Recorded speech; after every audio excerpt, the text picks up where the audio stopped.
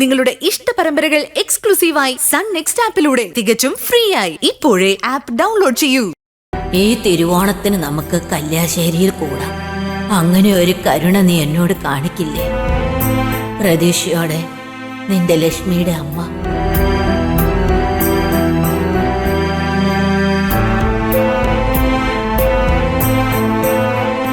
ലക്ഷ്മി, ഇത് സത്യമാണോ? നിന്റെ അമ്മ എന്നെയും നമ്മുടെ മക്കളെയും കാണാൻ ആഗ്രഹിക്കുന്നുവെന്ന്. തിരുവോണത്തിന് കല്യാശ്ശേരിയിലേക്ക് എത്താൻ അപേക്ഷിച്ചിരിക്കുക. നീയില്ലാതെ ആ മുറ്റത്ത് കാലെടുത്ത് വെക്കാൻ എനിക്കാവില്ല. നമ്മുടെ മക്കളെ അയക്കാം. അവരുടെ മുത്തശ്ശിയുടെ ആഗ്രഹമല്ലേ? വേണ്ടച്ച, ഞങ്ങളുടെ അമ്മയെ പടിയടിച്ച് പിണ്ണം വെച്ചതല്ലേ കല്യാശ്ശേരി തറവാട്ടിന്ന്. അമ്മ മരിച്ചപ്പോ പോലും തിരിഞ്ഞു നോക്കാത്ത ആ മുത്തശ്ശിയെ ഞങ്ങൾക്കും കാണണ്ട. അതെ അച്ഛാ, പ്രത്യേകിച്ച് അച്ഛൻ വരാതെ ഞങ്ങൾ പോവില്ല. അച്ഛൻ ഇപ്പോഴും കയറാൻ മടിക്കുന്നിടത്ത് ഞങ്ങളും കയറില്ല. അങ്ങനെ പറയാതെ മക്കളെ. അന്നത്തെ കാലത്ത് വലിയൊരു തറവാട്ടിൽ നിന്ന് ഒരു പെൺകുട്ടി സ്വന്തം ഇഷ്ടപ്രകാരം ഒരു ചെറുപ്പക്കാരന്റെ കൂടെ ഇറങ്ങിപ്പോവാന്നൊക്കെ പറഞ്ഞ കുടുംബത്തിൽ ആർക്കും സഹിക്കുന്ന കാര്യമല്ല. പ്രത്യേകിച്ച് ലക്ഷ്മിയുടെ അമ്മ. അന്നവര് വലിയ വാശിക്കാരിയായിരുന്നു.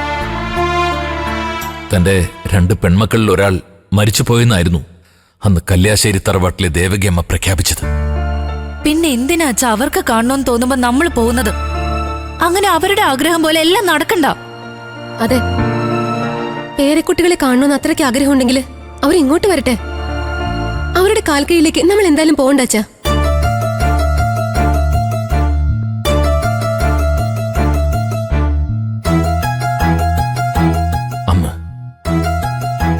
നാട്ടുകാരും വീട്ടുകാരും നോക്കി നിൽക്കേ കല്യാശ്ശേരി തറവാട്ടിൽ നിന്നും നിങ്ങളുടെ അമ്മയുടെ കൈയും പിടിച്ച് ഇറങ്ങി നടക്കുമ്പോ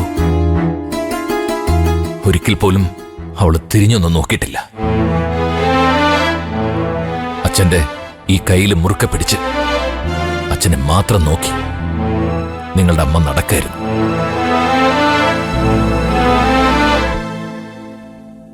ഈ 25 വർഷത്തിനിടയിൽ ഒരിക്കൽ പോലും ഒന്നിനു വേണ്ടി പിന്നീട് അങ്ങോട്ട് പോയിട്ടില്ല. തിരിച്ചു വിളിക്കാതെ പോവില്ലെന്നുള്ള വാശിയായിരുന്നു നിങ്ങളുടെ അമ്മയ്ക്കും.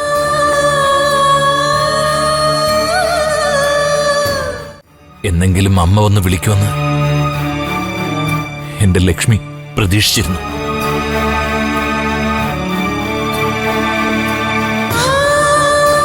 മക്കളോടൊപ്പം ഒരു ഓണമെങ്കിലും തറവാട്ടിൽ ആഘോഷിക്കണമെന്ന് അവൾ ആഗ്രഹിച്ചിരുന്നു.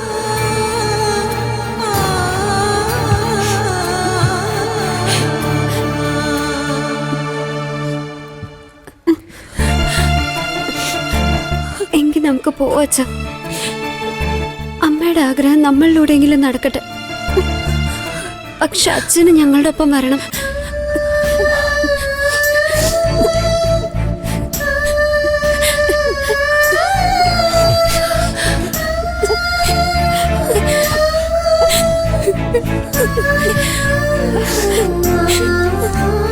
വരാം മക്കളെ,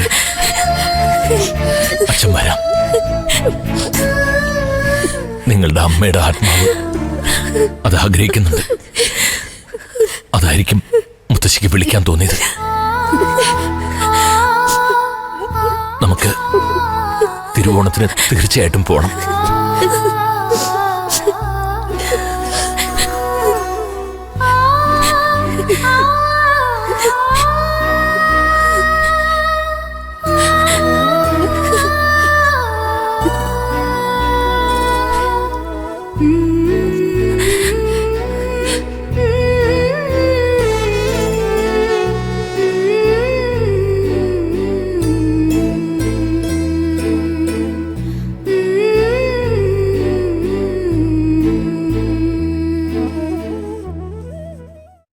കുടുംബശ്രീയുടെ ഓണച്ചന്ത തുടങ്ങിയതുകൊണ്ട് ഉത്രാടത്തിന്റെ അന്ന് വരെ വാസന്തി വീട്ടിൽ വരാൻ രാത്രിയാവും.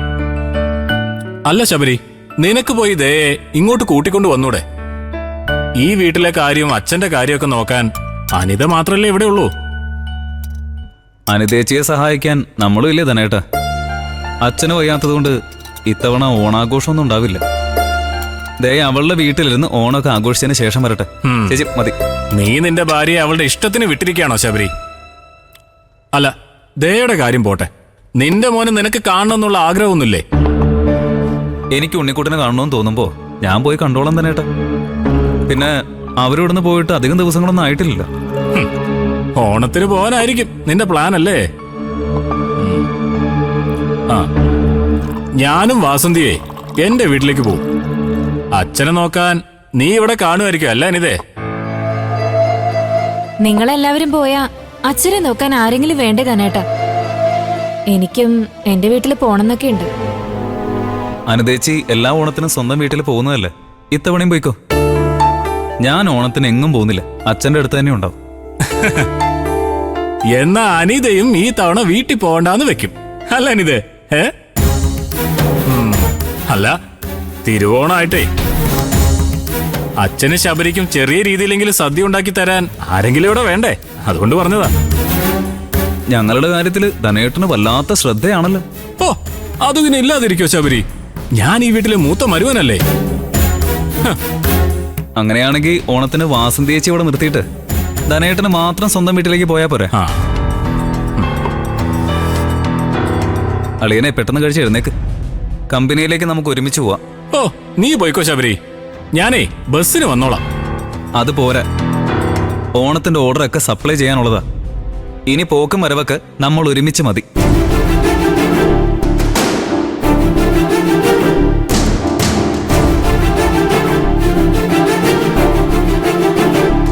ദോശ വേണോ? ഓ വേണ്ട.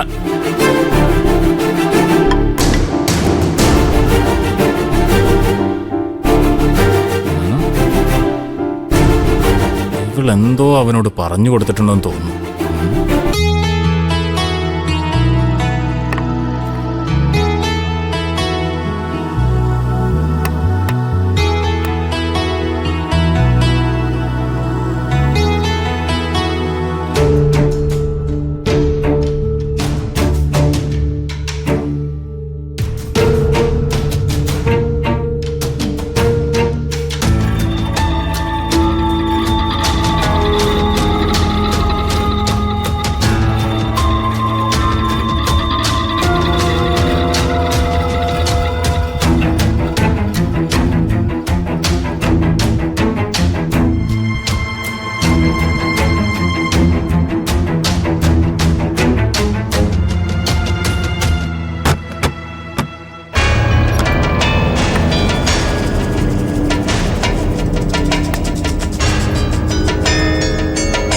നാളെ തിരുവോണോ.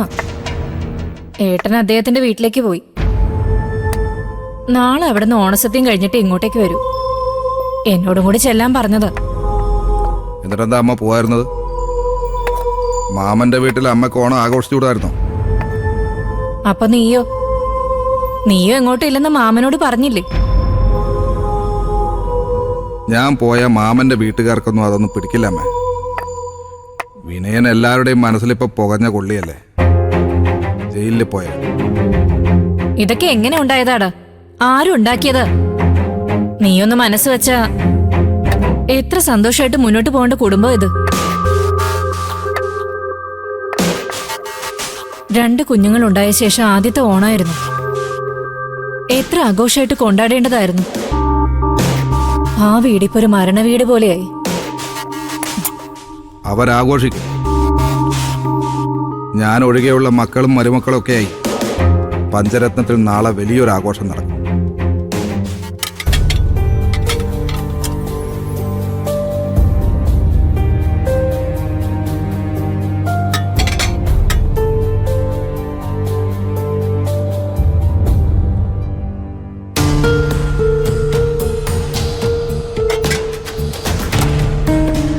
പണ്ട് എന്നെ അവരെല്ലാത്തിനും ക്ഷണിക്കുമായിരുന്നു. അതാലോചിക്കുമ്പോൾ ഇപ്പം എനിക്ക് വലിയ വിഷമമുണ്ടമ്മ. ഞാൻ മാത്രം ഒറ്റപ്പെട്ടു പോയതുപോലൊരു തോന്നൽ. കാഴ്ച നഷ്ടപ്പെടുമ്പോഴേ കണ്ണിന്റെ വില അറിയൂന്ന് പറയുന്ന ഇതാ. എന്തും കൈവിട്ട് കളയാൻ പെട്ടെന്ന് കഴിയും വിനയ. പിന്നീട് കയ്യെത്തി പിടിക്കണമെന്ന് ആഗ്രഹിച്ചാലും പിടി കിട്ടണമെന്നില്ല. അമ്മേ,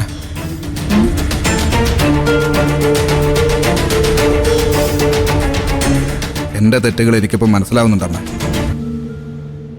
തിരുത്താൻ ഒരു അവസരം കൂടി കിട്ടിയിരുന്നെങ്കിലെന്ന് ഞാനിപ്പോൾ ആഗ്രഹിച്ചു പോവുക. എൻ്റെ ഭാര്യയോടല്ല ഞാൻ കൂടുതൽ തെറ്റ് ചെയ്തത്, എൻ്റെ മക്കളോടാണ്. അവരെ ഞാൻ ഇതുവരെ തിരിഞ്ഞു നോക്കിയിട്ടില്ല. അവരുടെ കളിയും ചിരിയും ഒരു ശല്യമായി കരുതി ഞാൻ അവഗണിച്ചു. അതിൻ്റെ ശിക്ഷയാമേ ഞാനിപ്പോൾ അനുഭവിക്കുന്നത്. വൈകി വന്ന ബുദ്ധിയെന്നല്ലാതെ എന്താ ഇതിനൊക്കെ പറയേ? ഇനിയെങ്കിലും നീ വഴക്കിനൊന്നും പോവാതെ അടങ്ങി ഒതുങ്ങി ജീവിക്കുവിനെയാ. നീ പുതിയൊരാളായി മാറുമെന്ന് തോന്നിയാ എന്നെങ്കിലും ചീരു നിന്റെ അടുത്തേക്ക് തിരിച്ചു വരുമായിരിക്കും. ഇല്ലമ്മേ, അതിനു മുമ്പ് അവൾ ഡിവോഴ്സ് വാങ്ങി ബന്ധം ഒഴിഞ്ഞ് വേറെ ആളെ കല്യാണം കഴിച്ച് ജീവിക്കും.